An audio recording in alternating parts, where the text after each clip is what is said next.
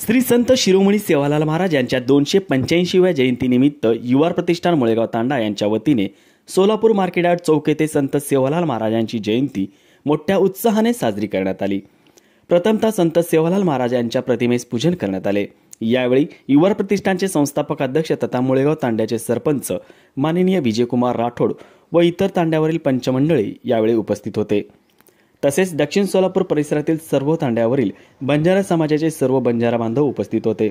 बंजारा वेशभूषेतील शालेय विद्यार्थ्यांचा डान्स सर्वांचे आकर्षण बनलं।